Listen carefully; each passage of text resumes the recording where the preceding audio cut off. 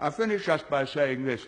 War is an easy thing to talk about. There are not many people of the generation that remember it. The right honourable gentleman served with distinction in the last war. I never killed anyone, but I wore uniform.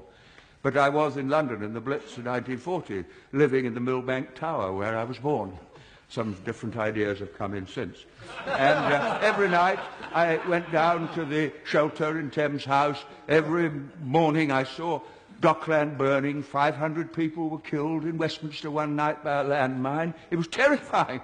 Aren't Arabs terrified? Aren't Iraqis terrified? Don't Arab and Iraqi women weep when their children die? Doesn't bombing strengthen their determination?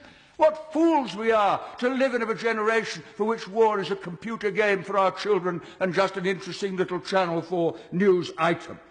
Every member of Parliament tonight who votes for the government motion will be consciously and deliberately accepting the responsibility for the deaths of innocent people if the war begins, as I fear it will. Now, that's for their decision to take.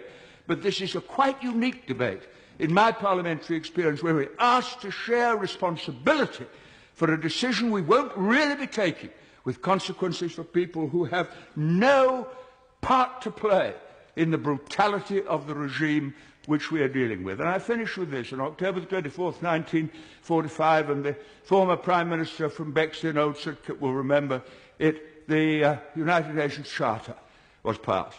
And the words of that charter are etched into my mind and move me even as I think of them. We, the people of the United Nations, determined to save future generations, succeeding generations, from the scourge of war, which twice in our lifetime has caused untold suffering to mankind. That was the pledge of that generation to this generation, and it would be the greatest betrayal of all if we voted to abandon the Charter and take unilateral action and pretend we were doing it in the name of the international community. And I shall vote against the motion for the reasons that I've given.